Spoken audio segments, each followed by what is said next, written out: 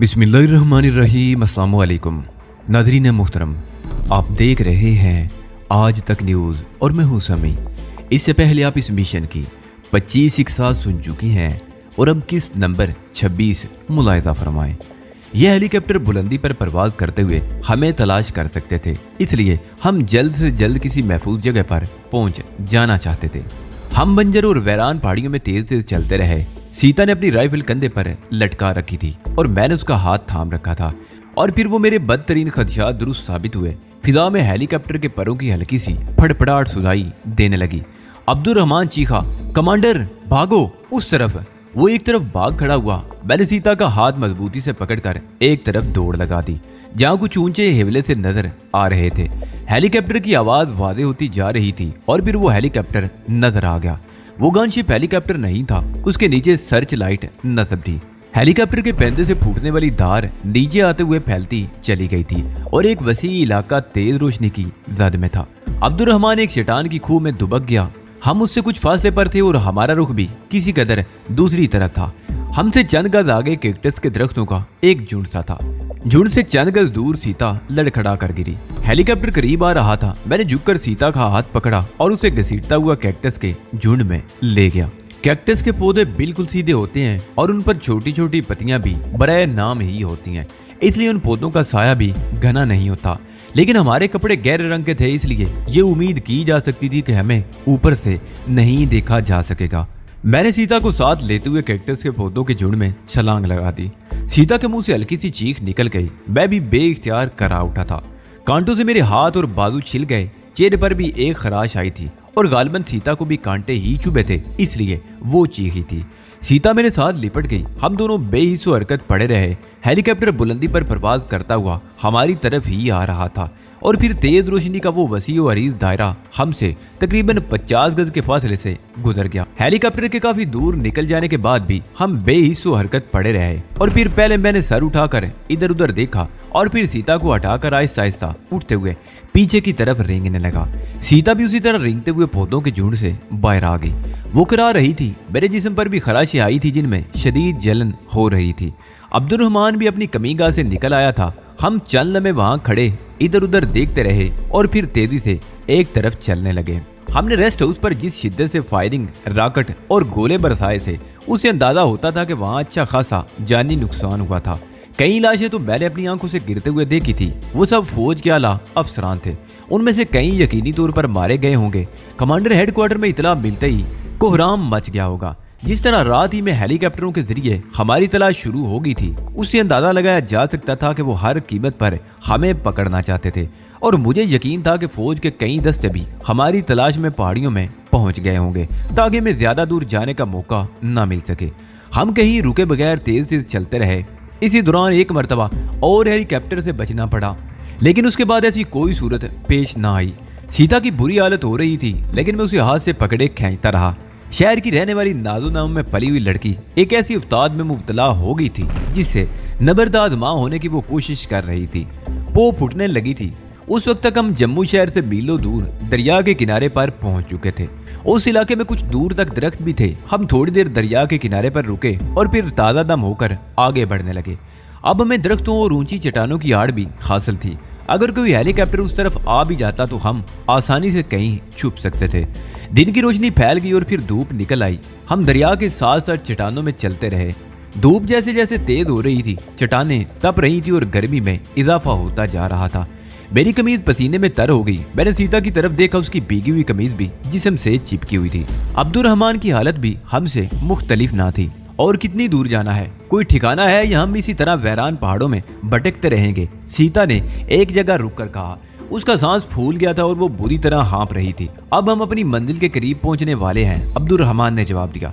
ज्यादा से ज्यादा 1.5 घंटे बाद वहां पहुंच जाएंगे। और फिर वाकई तकरीबन 1.5 घंटे बाद हम एक गार में पहुंच गए। वो गार भी अजीब तरह का था। एक नदी से दूसरी तरफ संगलाख चट्टानों में गहराई की तरफ एक तंग सी सुरंग थी।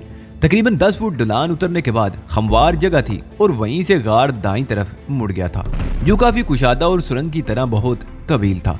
दूसरी तरफ तकरीबन 20 गज आगे रोशनी नजर आ रही थी। उस सुरंग में भी ऊपर किसी तरफ से पानी बह रहा था, जिससे तकरीबन 1.5 फुट चौड़ी नदी सी बन गई थी। यही मुनासिब जगह रहेगी। अब्दुल रहमान एक साफ सी जगह देखकर रुक गया। यहाँ पानी भी है और हवा भी आ रही है।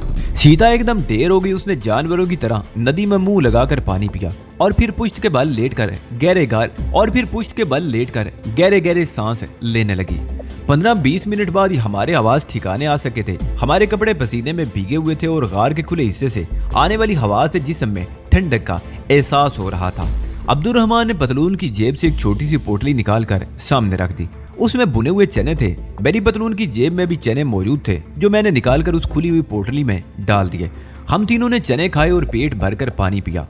ये गार कहाँ पर है? मेरा मतलब है कुर्बो जवार में कोई आबादी है या? सीता ने रहमान की तरफ देखते हुए जुमला अधूरा छोड़ दिया। यहाँ से 5 मील दूर मस्तवारी नाम का एक कस्बा है, अब्दुल रहमान बता रहा था। जम्मू से ट्रेन पर सवार हूँ तो 10-12 मील के फासले पर मुस्तवारी पहला रेलवे स्टेशन है। कस्बा ज्यादा बड़ा नहीं है। हिंदुओं, सिखों, डोगरों और मुसलमानों की मिली जुली आबादी है। शाम का अंधेरा फैलने के बाद हम उस कस्बे में पहुंच जाएंगे। वहाँ 2-3 घर हमारे महफूज ठिकाने हैं। 2-4 रोज वहाँ रहकर सूरत-ए-हाल का जायजा लेने के बाद ही कोई अगला कदम उठाएंगे। ठीक है, फिलहाल तो आराम करने को जी चाहता है, मैंने कहा और दीवार से टेक लगाकर टांगे पिसार ली। सीता मुझसे पहले ही आंखें बंद कर चुकी थी। ठीक है, तुम लोग कुछ देर आराम कर लो, मैं जाग रहा हूँ, रहमान ने कहा और फिर थोड़ी देर बाद ही मैं भी दीवार से टेक लगाए ऊँगने लगा। मुझे अंदाजा नहीं था कि मैं कितनी देर सोया रहूंगा कि रहमान ने मुझे झंझोड़ कर जगा दिया। मेरे दिमाग में हलचल सी मच गई और आंखों में शदीद जलन हो रही थी, जैसे किसी ने मुट्ठी भर मिर्चें झोंक दी हों। उठ जाओ कमांडर, बाहर कोई आ रहा है, रहमान ने सरगोशी की। मैं उछल पड़ा। मेरी नींद काफूर हो गई। मैंने लपक कर राइफल उठा ली और सीता को भी झंझोड़ कर जगा दिया। उस तरफ अब्दुल रहमान ने सरगोशी की। उस तारीक गोशे में हम तीनों बड़ी फुर्ती से गार के एक तारीक गोशे में दुबक गए। सीता को पीछे कर दिया गया था और मैं, अब्दुल रहमान राइफलें संभाले आने वाले लम्हात का इंतजार करने लगे। गार के नदी वाले दहाने की तरफ से कदमों की आवाजें सुनाई दे रही थी, जो लम्हा बलम्हा करीब पहुंच रही थी। कदमों की आवाज से अंदाजा लगाया जा सकता था कि वो कम अज कम 2 आदमी थे, जो बड़े मोहतात अंदाज में आगे बढ़ रहे थे। हमने अपनी राइफलें बिल्कुल तैयार कर रखी थी। हम तारीकी में थे और हमारी नजरें गार के मोड़ की तरफ लगी हुई थी, जहां से गुजरकर हम भी इस तरफ आए थे। कदमों की आड़ बिल्कुल करीब आती जा रही थी। फिर एक इंसानी एवला मोड़ घूमकर सामने आ गया। वहां भी रोशनी ज्यादा नहीं थी, लेकिन उस इंसानी एवले का लिबास देखकर मुझे कुछ इत्मीनान सा हुआ था कि वो पुलिस या फौज की वर्दी नहीं थी। लगता है इस तरफ कोई नहीं आया। एक आवाज सुनाई दी। हो सकता है इस तरफ किसी का ख्याल ना आया हो और वो दूसरी तरफ गए हों। बहरहाल हमें यहाँ थोड़ी देर आराम का मौका मिल जाएगा। ये दूसरी कदरे बारी सी आवाज थी। ये अपने ही लड़के हैं। अब्दुल रहमान ने मेरे कान में सरगोशी की। इनमें एक तो वकास है, तुम यहीं रुको, मैं मालूम करता हूँ। अब्दुल रहमान किसी कदर आगे बढ़ गया और फिर उसने सरगोशियाना अंदाज में वकास का नाम लेकर पुकारा। कौन है उधर, कौन है, सामने आ जाओ। वही भारी आवाज गार में गूंजती हुई सुनाई दी। मैं हूँ अब्दुल रहमान, रहमान कहते हुए मजीद आगे बढ़ गया और फिर वो दोनों भी आगे आ गए। उनमें एक वकास था और दूसरा हमीद। ये दोनों भी रात की छापामार कार्रवाई में हमारे साथ शामिल थे। मैं और सीता भी तारीकी से निकलकर सामने आ गए। हमें देखकर उन दोनों के होंठों पर खफीफ सी मुस्कुराहट आ गई। वो दोनों नदी के किनारे पर बैठकर मुंह हाथ धोने लगे और फिर दीवार से टेक लगाकर बैठ गए। उन दोनों के चेहरों से थकन नुमाया थी। किस तरफ से आ रहे हो तुम लोग? कुछ देर बाद रहमान ने वकास की तरफ देखते हुए पूछा। हम लोग दरियाल की तरफ निकल गए थे, वकास ने जवाब दिया, लेकिन उस तरफ खतरा महसूस करके हम तवील चक्कर काटते हुए इस तरफ आ गए हैं, क्योंकि हमारे ख्याल में यही जगह सबसे महफूज थी। अच्छा हुआ तुम लोग भी यहाँ पहुँच गए हो, हर तरफ तो रास्ते बंद हो चुके हैं। जम्मू शहर और उसके नवाही इलाकों को फौज ने पूरी तरह घेरे में ले लिया है, क्योंकि उनके ख्याल में रेस्ट हाउस पर हमला करने वाले उग्रवादी शहर और उसके नवाही में किसी तरफ छुपे हुए हैं। लेकिन तुम्हारे लिए एक बुरी खबर भी है। वो क्या? अब्दुल रहमान बेताबी से बोला। फेरोज और बशीर हमारे साथ नहीं रहे, वकास ने जवाब दिया। क्या मतलब? रहमान ने उसे घूरा। हम 5 आदमी पहाड़ियों से भागकर मानसिर झील के दूसरी तरफ चले गए थे। हमारा ख्याल था कि हम निंदरानी की तरफ निकल जाएंगे, लेकिन पहाड़ों में भटक कर एक तवील चक्कर लगाने के बाद दोबारा झील की तरफ ही पहुंच गए। उस वक्त तक शहर से फौज और पुलिस की एक बड़ी नफरी मानसिर झील पहुंच चुकी थी और फौजी दस्ते पहाड़ियों में घुस आए थे। एक जगह हमारा तसादुम हो गया। बशीर और फेरोज गोलियों का निशाना बन गए। आवाज पकड़ा गया।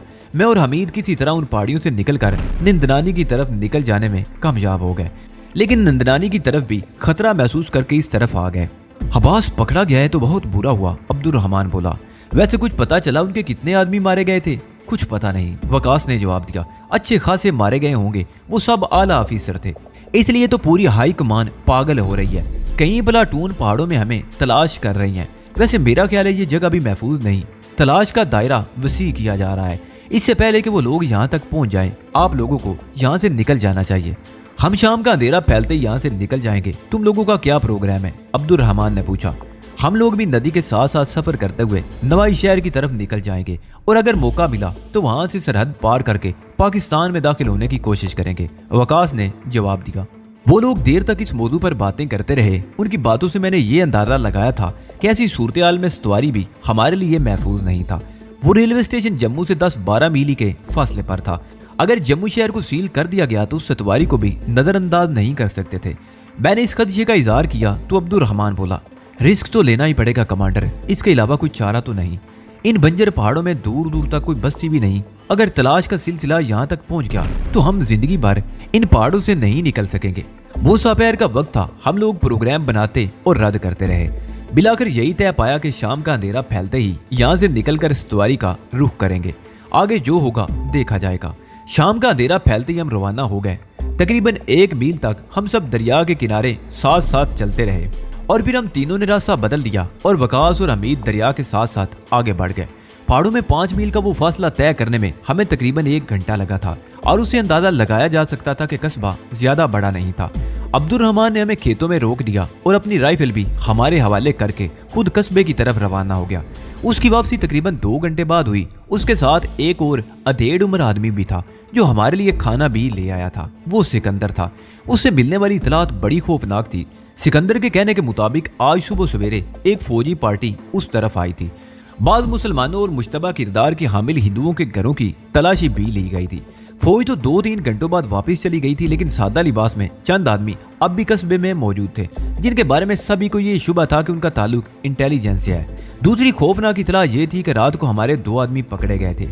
अब्बास तो रात ही को पकड़ा गया था, जबकि दिलावर नामी नौजवान सुबह सवेरे उन पहाड़ियों में फौजियों के हाथ लगा था और दिलावर ने तशद्दुद के सामने हथियार डाल दिए थे और ये बता दिया था कि ये मंसूबा अब्दुल रहमान ने तैयार किया था और छापामार कार्रवाई की क़ियादत शमरोज ने की थी।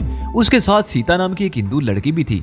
दिलावर ने यह भी शुबा जाहिर किया था कि वो लोग बाऊ किला के नवाई खंडात में है या जम्मू के मगरब में वाक़े विष्णु देव के गारों वाले मंदिर में पनाह ले सकते हैं। और ये इत्तफाक था कि विष्णु देव के मंदिर वाले गार शहर के मुखालिफ सिमत में 37 मील के फासले पर थे और बाऊ किला भी शहर के दूसरी तरफ था, जबकि हम पहाड़ियों में तवील चक्कर काटते हुए मुखालिफ सिमत में आ गए थे। इसका मतलब था कि हमारी तलाश के लिए तमाम तर तवज्जो उस तरफ होगी। सिकंदर के कहने के मुताबिक आज सुबह जम्मू से पठानकोट जाने वाली ट्रेन को भी जम्मू स्टेशन से रवानगी की इजाजत नहीं दी गई थी।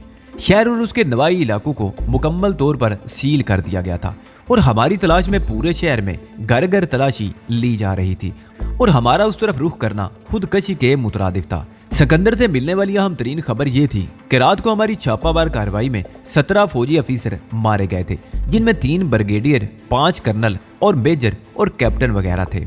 कई अफीसर शदीद जख्मी हुए थे। उन फौजी अफीसरों के साथ मरने वाली औरतों की तादाद 16 थी, जबकि कई औरतें शदीद जख्मी हुई थी। अब्दुल रहमान के कहने के मुताबिक जम्मू के कोर कमांडर को भी उस महफिल में शरीक होना था, मगर वो किसी वजह से नहीं आ सका था और उसकी किस्मत ही अच्छी थी कि वो वहां से दूर ही रहा था। सिकंदर के कहने के मुताबिक आज सुबह ही से दिल्ली से हेलीकॉप्टरों की आमदोरफ्त लगी हुई थी। कई मंत्री और आला तरीन सरकारी हुकाम सुबह सवेरे ही दिल्ली से जम्मू पहुंच गए थे। सतवारी से रेलवे स्टेशन पर फौजियों की एक पार्टी सुबह ही से मौजूद थी।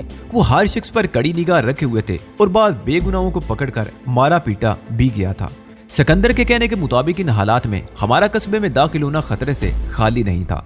उसने हमें मशवरा दिया था कि हम वहां रुकने की बजाय आगे रवाना हो जाएं। 10 मील आगे एक और गांव और रेलवे स्टेशन था, शायद वहां सूरत-ए-हाल बेहतर हो। सिकंदर ने हमारे लिए खच्चरों का बंदोबस्त कर दिया और हम आबादी से दूर रहते हुए आगे रवाना हो गए, लेकिन अगला गांव भी हमारे लिए महफूज नहीं था। इस तरह हम वहां भी रुके बगैर आगे निकल गए। इस तरह हम खच्चरों पर रात भर सफर करते हुए सांबा पहुंच गए। सांबा एक बड़ा कस्बा था और नवा में पहाड़ी सिलसिला भी बदतदरीज खत्म होता जा रहा था। आगे मैदानी इलाका था, सरसब्ज फसलें लहराती हुई नजर आ रही थी। सांबा के नवा में एक जगह हमें पनाह मिल गई। वो दिन और रात हमने वहीं गुजारी और उससे अगले रोज हम अब्दुल रहमान से रुखसत होकर पठानकोट की तरफ जाने वाली बस पर सवार हो गए। हमारे साथ 2 बूढ़ी औरतें और 2 आदमी भी थे। सीता उन औरतों के साथ थी और मैं दो बूढ़े आदमियों के बीच में बैठ गया। जैसमीरगढ़ में बस रुकी तो पुलिस की भारी नफरी ने बस को घेरे में ले लिया और बस से उतरने वाले हर मुसाफिर से पूछताछ की जाने लगी। दो पुलिस वाले भी बस में घुस आए थे। मुझसे भी कुछ ऐसी बातें पूछी गई जिनके बारे में मुझे पहले से समझा दिया गया था। मैं कहाँ से आया हूँ, मुझे कहाँ जाना है, मेरे रिश्तेदारों के नाम क्या हैं और वो क्या क्या काम करते हैं, वगैरह वगैरह। मेरे साथ बैठा हुआ बूढ़ा नवाबुद्दीन भी उस आड़े वक्त में बड़ा काम आया। उसने सांबा के एक पुलिस अफसर का नाम भी ले दिया कि हम उसके रिश्तेदार हैं, हमारे बारे में उससे मालूमात हासिल की जा सकती हैं। खुदा खुदा करके सापैर के करीब बस पठानकोट पहुंच गई। बस से उतरते हुए भी मैंने महसूस किया था कि आसपास खड़े हुए चंद पुलिस वाले और कुछ सादा लिबास मुसाफिरों को कड़ी नजरों से घूर रहे थे। जम्मू की तरफ से आने वाले हर शख्स को मशकूक निगाहों से देखा जा रहा था। जम्मू की तरफ से आते हुए पंजाब का पहला बड़ा शहर पठानकोट उन चंद शहरों में से एक था जिसकी तामीर में मुगलों ने भी अहम किरदार अदा किया था। कश्मीर की गुजरगाह पर वाक़ होने की वजह से उस शहर को दिल्ली से कश्मीर जाने वाले मुगल शहनशाहों और शहजादों के एक पड़ाव की हैसियत हासिल थी। हर मुगल शहजादे ने हस्बे तौफीक यहाँ अपनी निशानियां और यादगारें कायम की थी। शहर का सबसे खूबसूरत पार्क शाही बाग अब भी शहनशाह जहांगीर के दौर की याद दिलाता है। दूर तक फैला हुआ ये कदीम शहर जदीदो तरीन फन का हसीन इम्तजाज पेश करता है। यहाँ कदीम तहजीब भी देखने को मिलती है और जदीद सकाफत भी। उस शहर की ज्यादा आबादी सिखों, हिंदुओं और मुसलमानों पर मुश्तमिल है। दूसरी कौमें भी आबाद है मगर इबादत गाहों में ज्यादा तादाद सिखों के गुरुद्वारों और हिंदुओं के मंदिरों की है, जबकि शहर के मुख्तलिफ इलाकों में मुसलमानों की चंद मसाजिद भी हैं। वो दोपहर का वक्त था और शदीद गर्मी थी। लोगों के थपेड़े चल रहे थे। हम उन दोनों बूढ़ी औरतों और बूढ़े मर्दों के साथ चलते रहे। सीता ने मुसलमान औरतों की तरह दुपट्टे से घूंघट निकाल रखा था। यहाँ अगरचे उसे पहचान लिए जाने का कोई अंदेशा न था, लेकिन वो अपने आप को एक मुसलमान औरत पोज कर रही थी और इस ख्याल से उसने गैर मर्दों से पर्दा जरूरी समझा था। तांगा स्टैंड पर कोचवान शहर के मुख्तलिफ इलाकों की आवाजें लगा रहे थे और लोगों को पकड़ पकड़ कर अपने तांगों की तरफ ले जाने की कोशिश कर रहे थे। एक तांगे वाला मोहल्ला फिरोजपुरा की आवाजें लगा रहा था। हम उस तांगे पर बैठ गए। मैं उन दो बूढ़ों के साथ आगे बैठ गया जबकि सीता औरतों के साथ पीछे बैठ गई थी। उनका सामान एक गठरी जिसमें सांबा की कुछ सौगातें थी मैंने अपनी सीट के आगे पैरों के करीब रख ली थी। शदीद गर्मी के बावजूद शहर की सड़कों पर ट्रैफिक का इंतहाई रश था। बाजारों में खूब रौनक थी। तांगा मुख्तलिफ सड़कों पर होता हुआ तकरीबन पौन घंटे में महल्ला फिरोजपुरा में एक मस्जिद के करीब रुक गया। उमरदीन नामी एक बूढ़ ने किराया अदा किया और हम नीचे उतर आए। मैंने वो गठरी सर पर उठा ली और उनके पीछे चलने लगा। सीता भी मेरे साथ साथ ही चल रही थी। फिरोजपुरा में एक मेन बाजार दाएं और बाएं लातादाद गलियां थी। बाज गलियां तो काफी कुशादा थी और बाज गलियां इस कदर तंग थी कि 3 आदमी पहलू ब पहलू मुश्किल चल सकते थे। ज्यादा आबादी सिखों और मुसलमानों की थी। हिंदू भी नजर आ रहे थे। तकरीबन 1 फरलांग तक मेन बाजार में चलने के बाद हम एक कुशादा गली में दाखिल हो गए। सुर्ख ईंटों के मकान कदीम फने तामीर की इक्कासी कर रहे थे, लेकिन बेशतर मकानों में अपनी जरूरत के मुताबिक काफी सारी तब्दीलियां कर ली गई थी।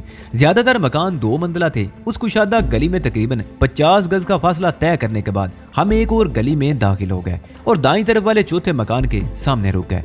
दस्तक के जवाब में दरवाजा जल्दी खुल गया। उस मरकजी दरवाजे के अंदर दाखिल होते ही एक तरफ बैठक का दरवाजा था और दूसरी तरफ ऊपर जाने के लिए सुर्ख ईंटों वाली सीढ़ियां। बैठक का दरवाजा खुला हुआ था। अंदर पंखा चल रहा था मगर कमरे में कोई मौजूद ना था। उमरदीन ने मुझसे गठरी ले ली। मुझे और सीता को बैठक में बिठाकर वो सब लोग अंदर चले गए।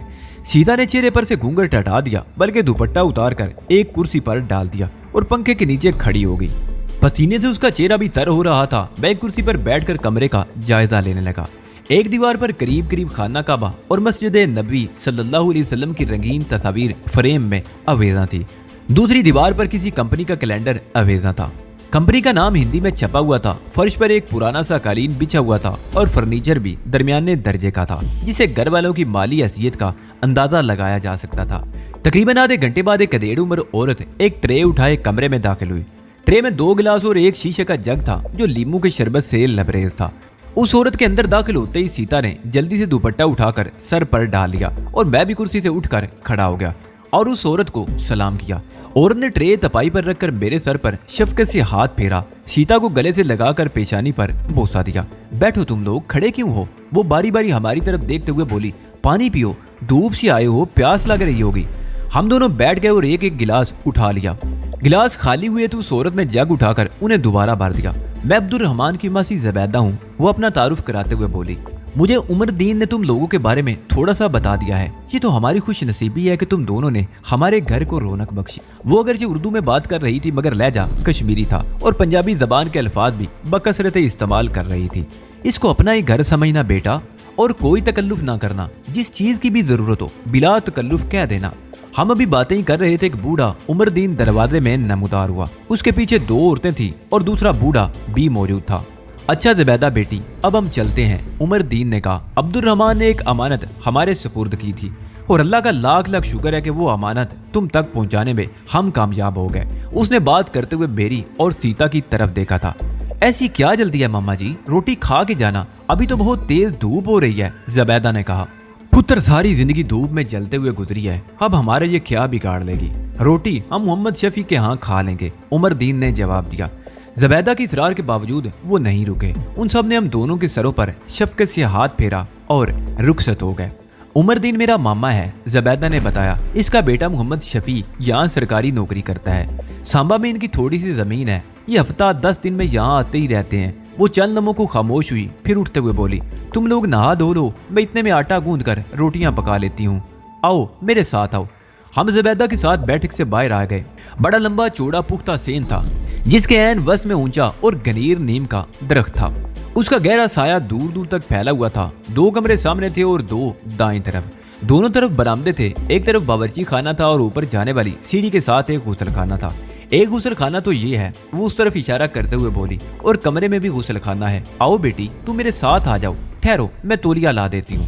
ज़ुबैदा एक ही सांस में बहुत कुछ कहे जा रही थी। वो बात करती हुई कमरे में घुस गई और थोड़ी देर बाद वो धुले हुए तौलिए ले आई। लो बेटा, उसने एक तौलिया मेरी तरफ बढ़ाया, तुम यहाँ नहा लो और बेटी तुम उस कमरे में चली जाओ, मैं जल्दी से रोटियां पका लूं, तुम लोगों को भूख लग रही होगी। मैं तौलिया लेकर सीढ़ियों के साथ वाले गुसल खाने में घुस गया। तकरीबन आधे घंटे तक पानी के डोंगे भरकर अपने ऊपर डालता रहा और जब नहाकर बाहर निकला तो ज़ुबैदा खाना तैयार कर चुकी थी। उसने नीम के साए में तपाई और 4 कुर्सियां बिछा दी थी और फिर खाना भी वहीं लगा दिया था। वो खुद भी हमारे साथ खाने में शामिल थी। उस वक्त पहली मर्तबा मुझे एहसास हुआ कि वो घर में अकेली थी। बच्चे कहाँ हैं माँ जी, मैंने पूछा, और फिर मुझे लगा जैसे मैंने उसके जख्म पर उंगली रख दी हो। ज़ुबैदा के मुंह से गहरा सांस निकल गया। चेहरे पर नाकाबिले बयान कर्ब के तासरात बिखर गए। बच्चे, वो एक गहरा सांस लेते हुए बोली, अल्लाह ने सब कुछ दिया मगर इस नेमत से महरूम रखा।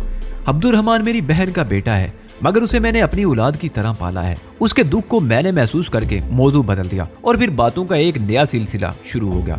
ज़ुबैदा जम्मू की रहने वाली थी। उसका पूरा खानदान वहाँ था। कुछ रिश्तेदार सांबा, अखनूर, खटूर और पठानकोट के अलावा पंजाब के दूसरे शहरों में भी आबाद थे।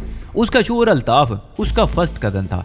ज़ुबैदा शादी के बाद पठानकोट आ गई और कुछ अरसे बाद वो अब्दुर्रहमान को भी अपने पास ले आई। वो खुद बेऔलाद थी। उसने अब्दुर्रहमान को औलादी की तरह पाला और ग्रेजुएशन तक तालीम दिलाई। अब्दुर्रहमान अपने वालिद से मिलने के लिए जम्मू जाता रहता था। वो जम्मू और कश्मीर में भारतीय गस्बों के खिलाफ मुजाहिदीन की सरगर्मियों से बड़ा मुतासिर था।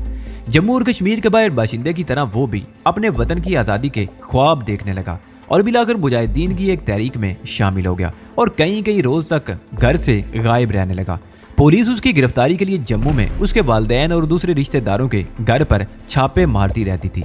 एक मौके पर पुलिस उसके वालिद को पकड़कर ले गई और उसे तशद्दुद करके हलाक कर डाला। उसके बाद अब्दुर्रहमान ने घर आना छोड़ दिया मगर भारतीय साम्राज्य के खिलाफ उसकी सरगर्मियां और भी बढ़ गई। 2 दिन पहले जम्मू में जो कुछ हुआ उसने हिंदू सरकार को हिला कर रख दिया है, ज़ुबैदा कह रही थी। कल यहाँ शहर में हिंदू सरकार और फौज की आला क़यादत के खिलाफ बहुत जबरदस्त मुजाहरा हुआ था। लोग नारे लगा रहे थे कि फौज को बागियों की सरकोबी के लिए जम्मू और कश्मीर भेजा गया था मगर ये लोग वहाँ जाकर रंग रलियां मना रहे हैं। लोग मुतालबा कर रहे हैं कि फौज से काली भीड़ों को निकाला जाए और जम्मू की फौज की हाई कमान और दीगर आला अफसरान को गिरफ्तार करके आला सतह पर उस वाक़े की तहकीकात कराई जाए। आज के तमाम अखबारात भी जम्मू ही के हवाले से खबरों से भरे हुए हैं। वो चंद लम्हों को खामोश हुई फिर बोली, मानसर झील रेस्ट हाउस पर कार्रवाई में जिन मुजाहिदीन ने हिस्सा लिया था उनमें अब्दुर्रहमान का नाम भी शामिल है और ये कहा जा रहा है कि उस छापामार कार्रवाई की क़यादत नौजवान मुजाहिद लीडर शमरोज ने की थी जो कश्मीर में भारतीय फौज को नाकाबिले तलाफी नुकसान पहुंचा चुका है। और आज मुझे देखकर खुशी हो रही है कि कश्मीर का वो सबूत मेरे सामने बैठा हुआ है। ज़ुबैदा की बात ने मुझे चौंका दिया था। अब्दुर्रहमान को उसने पाला था, उसने इस शहर से ग्रेजुएशन किया था, यहाँ के बहुत से लोग उसे जानते थे और अब जम्मू में फौजी अफसरों से कत्लेआम भी उसी के नाम से लिया जा रहा था जिसका मतलब था कि ये जगह हमारे लिए महफूज न थी। पुलिस उसकी तलाश में किसी वक्त भी इधर का रुख कर सकती थी। मैंने ज़ुबैदा से यही सवाल किया तो वो मुस्कुराते हुए बोली, तुम्हें परेशान होने की जरूरत नहीं। अब्दुल रहमान ने जब मुज़ाहमती तहरीक में शमूलियत इख्तियार की थी तो उसके बाद उसने यहाँ आना ही छोड़ दिया था, और अब हमने भी ये मशहूर कर रखा है कि वो आला तालीम के लिए अमेरिका गया हुआ है। ये बात तो 4 साल पुरानी हो चुकी है। उसने जब भी कोई कार्रवाई की, जम्मू में ही उसके वालिदैन और रिश्तेदारों के घरों पर छापे मारे गए। यहाँ कभी किसी ने उसके बारे में आकर नहीं पूछा। वैसे वो एक लम्हे को खामोश हुई, फिर बोली, खुदा ना करे ऐसा कोई वक्त आया तो हम तुम्हें कोई गजिंद नहीं पहुंचने देंगे। आसपास के तमाम घर मुसलमानों के हैं। तुम लोगों को इस तरह गायब कर दिया जाएगा कि किसी को पता भी ना चलेगा। बज़ाहिर उसकी बात से मैं मुतमईन हो गया था, मगर अंदर से मुतमईन नहीं था और हमें मोहतात रहने की जरूरत थी। हमारे साथ संभा आने वाले बूढ़े उमरदीन ने ज़ुबैदा को हमारे बारे में बहुत मुख्तसर सा बता दिया था।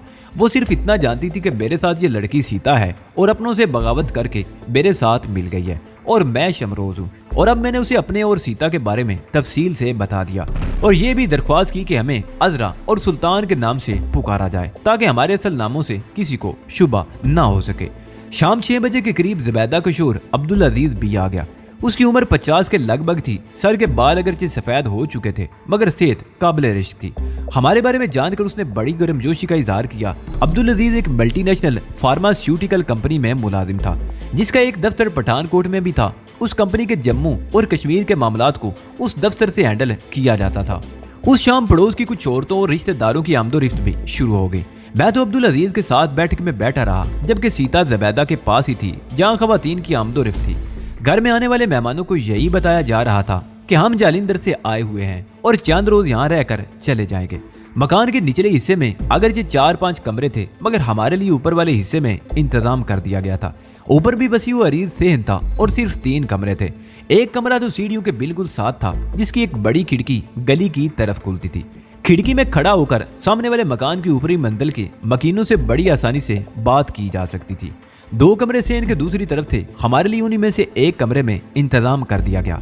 ऊपर वाले सेन का आधा हिस्सा खुला हुआ था जिसके किनारे पर रेलिंग लगी हुई थी। निचले हिस्से में दरख्त की शाखें ऊपर वाले सेन से बहुत ऊपर चली गई थी। हम रात 11 बजे के करीब ऊपर आए। उस कमरे में डबल बेड के अलावा 2-3 कुर्सियां भी रखी हुई थी। अटैच बाथरूम था। ज़ुबैदा और अब्दुल अजीज जानते थे कि हम मियाँ बीवी नहीं हैं, लेकिन वो ये भी जानते थे कि हम बहुत अरसे से अकेले रह रहे हैं। उन्हें हमारे किरदार पर कोई शुबा ना था और इसीलिए हमारे लिए एक ही कमरे में इंतजाम किया गया था। मानसर झील वाले रेस्ट हाउस पर छापामार कार्रवाई के बाद आज तीसरा दिन था और ये सारा वक्त भाग दौड़ करते हुए ही गुजरा था। कहीं आराम करने का मौका नहीं मिला था। थकन ने हम दोनों को निडाल कर रखा था। सीता तो मौका मिलते ही आरामदेह बिस्तर पर लेटते ही सो गई थी, लेकिन मुझे थकन के बावजूद नींद नहीं आ रही थी। मैं बेड की पूछ से टेक लगाए नीम दराज उस सूरत हाल का जायजा ले रहा था जिससे गुजर कर हम आए थे। हमारे हाथों 17 आला फौजी अफीसर हलाक हो गए थे और कई जख्मी हुए थे। हुर्रियत पसंदों की तलाश के लिए जम्मू शहर और उसके गिरदोनवा के इलाकों को सील कर दिया गया था और हमारी तलाश का दायरा वसी तर किया जा रहा था। ज्यादा तवज्जो कश्मीर की तरफ जाने वाले रास्तों पर दी जा रही थी। छापामार कार्रवाई में मेरा नाम सामने आने के बाद भारतीयों को यकीन हो गया होगा कि मैं कश्मीर की तरफ ही जाने की कोशिश करूंगा, इसलिए ज्यादा तवज्जो उस तरफ दी जा रही थी। ये तो उन्होंने सोचा भी नहीं होगा कि मैं वहां से बहुत दूर एक महफूज जगह पर आ चुका हूँ। एक और बात जो मुझे सबसे ज्यादा परेशान कर रही थी वो ये थी कि अब मैं वाकई अपने महाज से बहुत दूर आ चुका था। उस रात तो सीता ने साफ साफ कह दिया था कि वो मुझे देखते ही मेरे इश्क में मुब्तला हो गई थी और मुझे कश्मीर की कत्लगाह से बहुत दूर ले जाना चाहती थी। लेकिन फिर उसने ये भी कहा था कि वो मेरे रास्ते की रुकावट नहीं बनेगी और हिंदू साम्राज्य के खिलाफ जंग में मेरे पहलू बापहलू रहेगी, और उसने अपनी इस बात को सच भी साबित कर दिया था। मानसर झील के रेस्ट हाउस पर छापामार कार्रवाई खुदकशी के मुतरादिफ थी, लेकिन सीता ने हमारा साथ दिया था और 3 दिन तक भूखी प्यासी हमारे साथ पहाड़ों में भटकती रही थी। सीता के किरदार पर अगरचे मुझे शुबा नहीं था, लेकिन मैं अपने महाज से इस कदर दूर निकल आया था कि फिलहाल फौरी तौर पर वापसी का कोई इम्कान नजर नहीं आता था। मेरी तलाश में चप्पा चप्पा छाना जा रहा था और इन हालात में जम्मू या कश्मीर की तरफ वापसी का रुख करना मुमकिन न था। शहर की इमारत पर लगे हुए घड़ियाल ने 3 बजे का ऐलान किया। मैंने गर्दन घुमाकर सीता की तरफ देखा। वो गहरी नींद में थी। उसके बाल चेहरे पर बिखरे हुए थे। चेहरे पर बेपनाह मासूमियत थी। नींद में वो पहले से कहीं ज्यादा हसीन लग रही थी। मैं चलने में उसकी तरफ देखता रहा और फिर करवट बदलकर सोने की कोशिश करने लगा और मिलाकर नींद को मुझ पर तरस आ ही गया। सुबह 9 बजे मेरी आंख खुली तो सीता बिस्तर पर नहीं थी। बाथरूम का दरवाजा पूरी तरह खुला हुआ था और जाहिर है वो वहां भी नहीं थी। मैं कुछ देर करवटें बदलता रहा और फिर उठकर बाथरूम में घुस गया। ठंडे पानी से नहाने के बावजूद दिमाग की तपश कम नहीं हुई थी। मैं बाथरूम से निकला ही था कि सीता कमरे में दाखिल हुई। उसने दोनों हाथों में चाय के कप उठा रखे थे। ओह, तुम उठ गए? वो चाय के कप छोटी मेज पर रखते हुए बोली। मैं तो समझी थी कि तुम्हें जगाने के लिए जिन जोड़ना ही पड़ेगा। हम दोनों कुर्सियों पर बैठ गए और चाय पीने लगे। अब्दुल अजीज 8 बजे अपनी ड्यूटी पर जा चुका था और ज़बैदा अपने कमरे में किसी पड़ोसन से बातें कर रही थी और फिर 10 बजे के करीब हम भी नीचे आ गए। उस वक्त ज़बैदा अकेली थी। उसने हमारे लिए नाश्ता तैयार कर दिया। नाश्ता तैयार करने के बाद मैं और सीता शहर की सूरत-ए-हाल का जायजा लेने के लिए घर से रुखसत हो गए। ज़बैदा ने जबरदस्ती सीता को 2000 रुपए दे दिए थे ताकि हम जरूरत की चीजें भी खरीद लें। गर्मी के बावजूद बाजारों में रौनक थी। शहर की जिंदगी मामूल के मुताबिक थी। अलबत्ता वो इलाका जहाँ आला हुकाम के सरकारी दफातर थे, उस तरफ हिंद सरकार के खिलाफ मुजाहरे हो रहे थे। एक मखसूस तबका था जो जम्मू में मानसिर झील पर आला फौजी अफसरों के कत्लेआम पर हुकूमत के खिलाफ मुजाहरे कर रहा था, जबकि आम शहरियों को इससे कोई दिलचस्पी न थी। तब हर जगह मौजूद यही था कि लोगों के पास सिर्फ अखबारी मालूमात थी और वो उन्हीं पर तबसरे कर रहे थे। हम 2 बजे तक बाजारों में घूमते रहे। सीता ने जरूरत की कुछ चीजें खरीदी। मैंने जम्मू से शाये होने वाला एक अंग्रेजी अखबार भी खरीद लिया। हमें बड़े जोर की भूख लग रही थी, लेकिन हमने एक जगह चाट के अलावा कुछ नहीं खाया क्योंकि ज़बैदा ने कहा था कि दोपहर का खाना हम घर पर खाएंगे। और फिर 3 बजे के करीब हम घर पहुंच गए। खाने के बाद अखबार लेकर मैं दरख्त के नीचे बैठ गया। चौथे दिन के बावजूद अखबार उन्हीं खबरों से भरा हुआ था। कई जख्मी फौजी अफसरान और उन औरतों की तस्वीरें थी जिनके साथ रंग रलियां मनाते हुए वो घायल हुए थे।